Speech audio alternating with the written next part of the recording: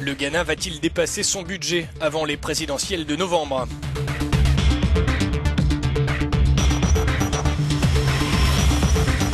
Au Cameroun, le géant français Engie renonce à construire la première usine de gaz naturel liquéfié d'Afrique. Doper le commerce local et le tourisme, une priorité au Burkina Faso, 6 mois après le terrible attentat islamiste. Bonjour et bienvenue dans Business Africa, je suis Tokunbo Salako. En 2012, John Dramani Mahama devenait président du Ghana après la mort de John Atta Mills. La même année, il remportait l'élection présidentielle au terme d'une campagne marquée par l'explosion des dépenses dues à la hausse salariale des fonctionnaires. Les élections présidentielles de novembre approchent et l'austérité est le maître mot. Ken Karuri et Jean-David Miamlé veulent savoir si cela permettra à Mahama d'être réélu.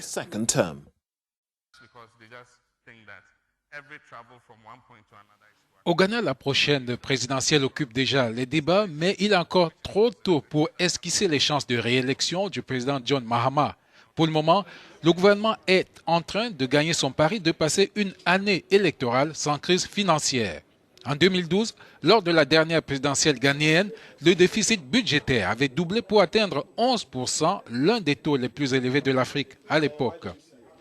Le président sortant a entrepris une campagne d'explication intitulée « Rendons compte au peuple ». Il est question de mettre en évidence les dépenses d'infrastructures dans l'espoir que les électeurs réaliseront les efforts accomplis durant la période d'austérité et percevoir les signes de progrès. Christiana Ablaté, une commerçante, n'est nullement impressionnée.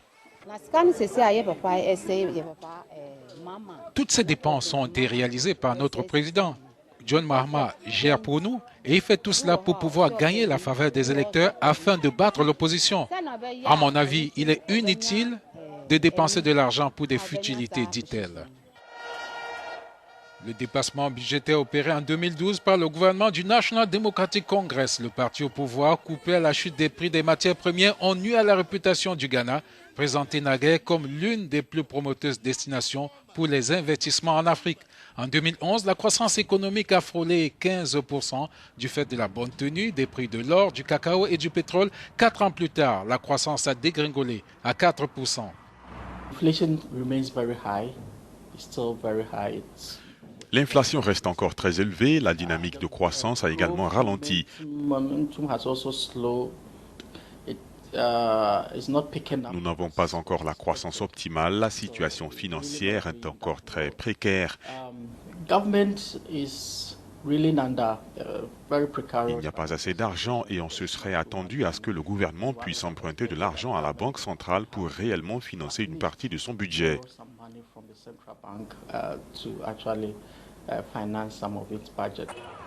Pour des analystes, la fréquence des coupures couplée à la hausse du prix de l'électricité risque de peser sur la présidentielle ghanéenne de cette année.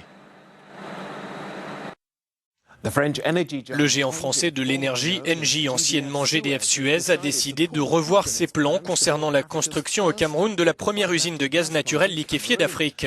Les travaux devaient commencer au début de l'année pour une livraison fin 2017, mais malgré une demande accrue sur le marché domestique comme à l'export, la chute mondiale des prix a contraint la société à mettre un terme à son développement, comme l'expliquent Ken Karuri et Jean-David Miamlé.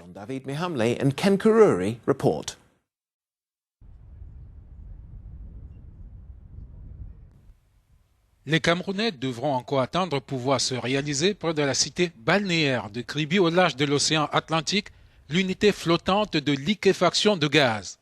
Cet ambitieux projet, piloté par la multinationale Engie, en fait l'ancienne GDF Suez, a été suspendu.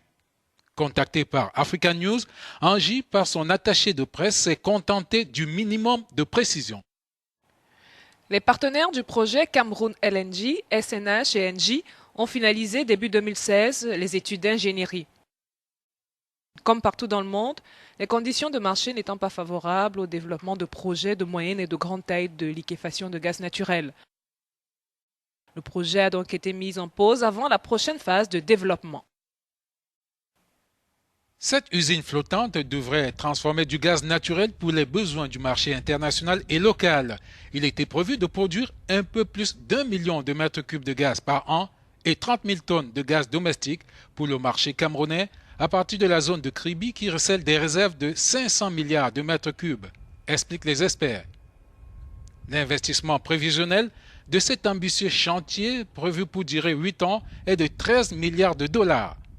Ce sont ainsi 1 millier d'emplois temporaires durant la période du chantier et une centaine d'emplois permanents qui sont ainsi mis en veilleuse en attendant des jours meilleurs. Le dernier sujet de la semaine nous vient du Burkina Faso où des artisans locaux sont en grande difficulté 6 mois après l'attaque mortelle par des militants islamistes d'un hôtel fréquenté de la capitale. L'économie et le tourisme ont été sévèrement frappés et le gouvernement lance un nouveau plan pour endiguer la hausse du chômage. Elvis Beau et Jean-David Miamlé nous en disent plus. L'artisanat dans une phase critique 6 mois après les attaques djihadistes dans la capitale burkinabé.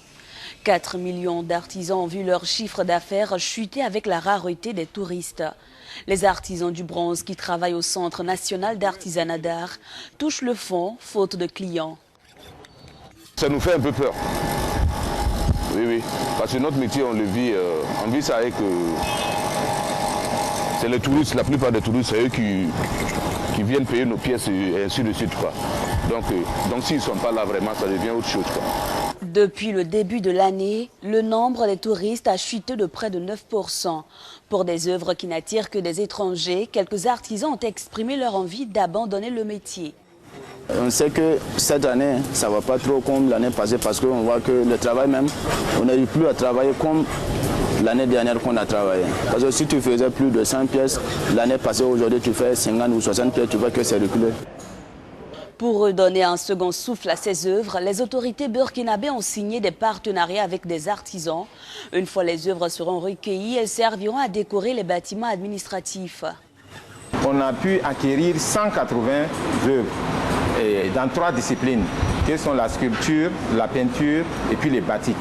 Donc ces œuvres seront réparties entre les institutions du pays, comme la présidence, comme l'Assemblée nationale, comme la primature.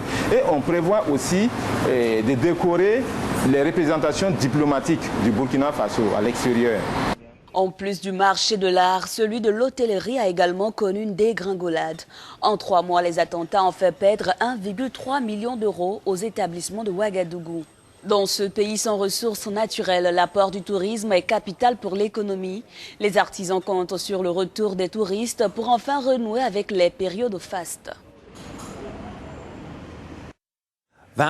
C'est tout pour cette semaine. Continuez à partager votre opinion sur nos réseaux sociaux. Et n'oubliez pas, il y a toujours plus d'économies sur africanews.com. Merci de votre attention et à la semaine prochaine.